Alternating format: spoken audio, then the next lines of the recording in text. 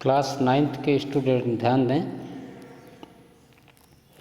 इनको विज्ञान में पहला पाठ पढ़ाया जा रहा है हमारे आसपास के पदार्थ, जिसमें इनको पदार्थ क्या होता है, पदार्थों की भौतिक अवस्थाएं और पदार्थों के रासायनिक अवस्थाएं, भौतिक अवस्थाओं के आधार पर पदार्थों का वर्गीकरण भी पढ़ाया गया।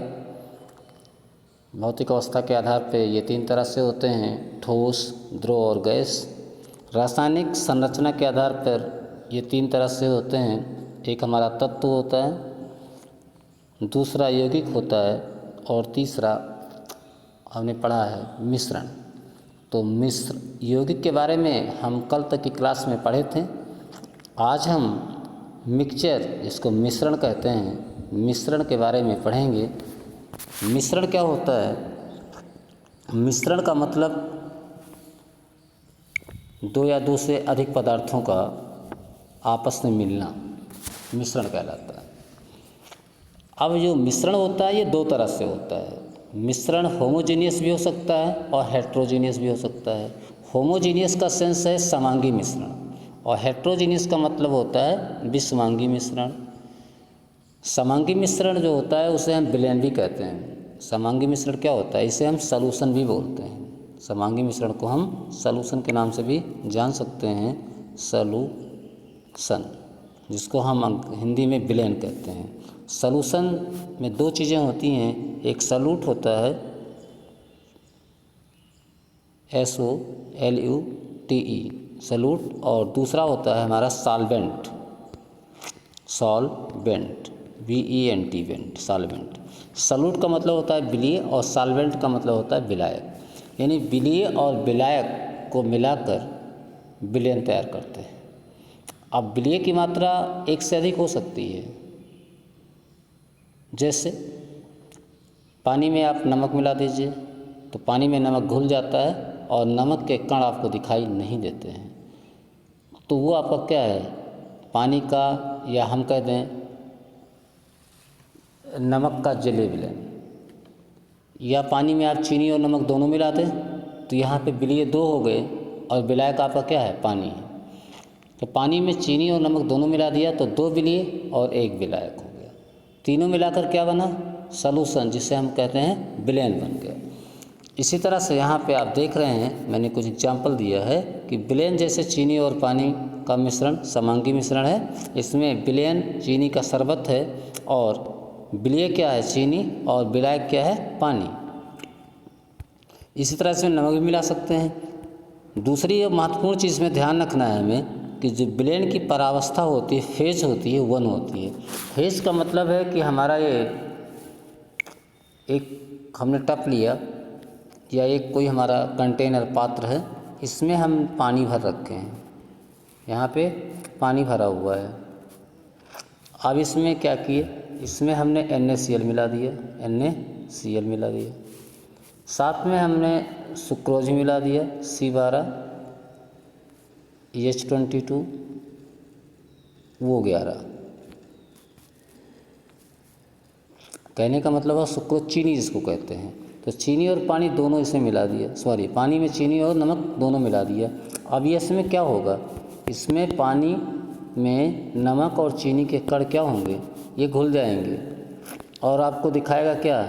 एक सॉल्यूशन दिखेगा, विलयन दिखेगा, और विलयन में नमक और चीनी के कण गायब हो जाएंगे। गायब होने का मतलब होता है जो जल के अणुओं में जो इंट्रामॉलिक्यूलर डिस्टेंस होता है, जो अंतराण्विक दूरी होती है, उसी दूरी में ये कण जाके छुप जाते हैं और आपको दिखाई नहीं पड़ता। इसलिए इसकी परावस्था जो फेज होता है P = क्या होता है? 1।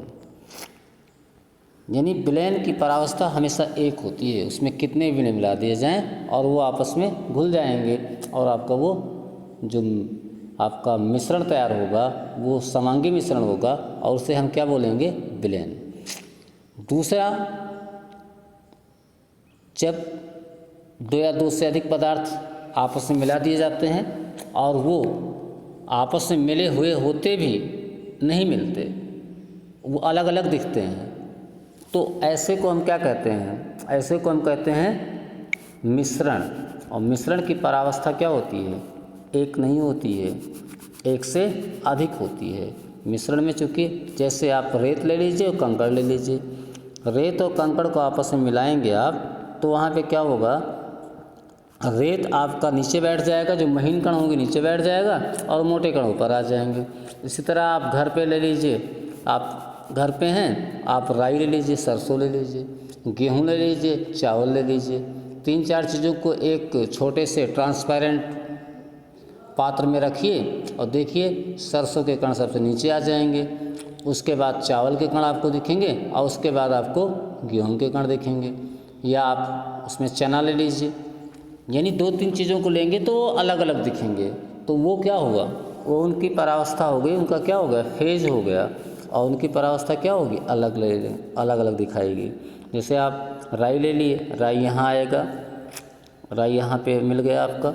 फिर राई के बाद आप मटर लेते हैं तो मटर कण बड़े होते हैं, तो ये आपको यहाँ दिखेंगे, ऊपर आके दिखेंगे। तो ये फेज क्या हुआ, इसका फेज 1, फिर ये फेज 2 हो गया। फिर आप कहीं आप यहाँ पे आप और मोटा चीज़ रखते हैं, बड़ा कोई चीज़ रख देते हैं, तो यहाँ पे 3 आ जाएगा। इसका मतलब है जब फेज 1, 2, 3 हो जाए, यानी 1 से अधिक हो जाता है, तो वो क्या कहलाता है, मिश्रण कहलाता है। रेत और जल ले लीजिए, जल में रेत मिली होती है तो रेत नीचे बैठ जाती है और पानी ऊपर रहता है। तो ये आपका मिश्रण है, जिसकी परावस्था 1 से अधिक होगी, ये जो आपका मिश्रण कहलाएगा। जबकि विलयन की परावस्था 1 होती है, जिसमें 2 या 2 से अधिक पदार्थ आपस में घुल जाते हैं और वो एक जैसे दिखते हैं, वो विलयन कहलाता है। और जिसमें एक जैसे ना दिखें, अलग अलग दिखते हैं, वो हमारा मिश्रण कहलाता है। इसी पे रिलेटेड कुछ क्वेश्चन भी मेरे दिमाग पे आए और 2 क्वेश्चन हमने आपके लिए बनाया। जैसे पहला क्वेश्चन है कि हमारे आसपास पाए जाने वाले पदार्थों में 2 शुद्ध पदार्थ का नाम बताइए। जो शुद्ध पदार्थ हो, पदार्थ तो सारे हैं जो हमारे आसपास पाए जाते हैं, लेकिन शुद्ध पदार्थ क्या है? जैसे आपका पानी क्या है, शुद्ध पदार्थ है। पानी में केवल जल और ऑक्सीजन मिला होता है। ये आपका ये यौगिक भी है और पानी का एक अणु भी है, H2O। लोहा है, लोहा आप देखते हैं, लोहा आपका शुद्ध पदार्थ है, क्योंकि लोहे में लोहे के ही परमाणु होते हैं। दूसरा सवाल हमने दिया आपको कि आपको नमक, चीनी और जल दिया जाए तो इससे तैयार मिश्रण समांगी होगा या विषमांगी। तो जैसे पहले भी आपने देख लिया है कि नमक, चीनी और पानी आपस में मिलाएंगे तो घुल जाएगा, नमक और चीनी पानी में घुल जाएगा, तो ये आपका समांगी मिश्रण है। और इसे आप विलयन भी बोल सकते हैं। ठीक है, आप इतना पढ़िए जो कुछ इसके पहले पढ़ाया गया है। सभी बच्चे ऑनलाइन क्लासेस का बेनिफिट लें और डेली की डेली क्लासेस होती हैं, उनका वीडियो हमारे यूट्यूब पे डाला जाता है। अदर टीचर व्हाट्सएप पे भी डालते हैं। कुछ टीचर जो राइट कराते हैं, लिखाते हैं, उसकी फ़ोटो भी आपको भेजते हैं, उनका लेक्चर भी आपको जाता है। हमारे द्वारा भी विज्ञान में आपको उसका यूट्यूब पर वीडियो प्रोवाइड किया जाता है। उसके लिंक हम ग्रुप पे डाल देते हैं। लिंक को टच करके आप मेरा वीडियो देख सकते हैं और वीडियो को आप बार बार देखें। जितनी वीडियो आपकी क्लास से रिलेटेड बनाए जाते हैं उसको बार बार देखिए। हाँ, अदर क्लास के वीडियोज़ भी या जैसे साइंस से रिलेटेड वीडियोज़ अदर क्लासेज के भी आपके अगर ग्रुप में आते हैं तो उसको लेकर आप परेशान मत हों, उसको भी देखेंगे तो आपका लॉस नहीं होगा, बेनिफिट ही होगा। क्योंकि आगे चल के आपको विज्ञान पढ़ना है, तो चाहे भौतिक विज्ञान हो, चाहे रासायनिक विज्ञान हो, रासायनिक विज्ञान हो, उससे रिलेटेड वीडियो अगर आते हैं तो आप जो आपके विषय का है उसे आप पढ़ें, जो अदर विषय का है आप चाहें तो देखें, चाहें तो न देखें, क्योंकि क्लास उसमें डाल दिया जाता है कि ये किस क्लास का वीडियो है। तो इसके लिए परेशान ना हो। बच्चे कहते हैं कि हम 9th में जुड़े हैं, हमारे पास 10th का वीडियो आता है, हमारे पास 11 का वीडियो आता है, उससे आप विचलित ना हो।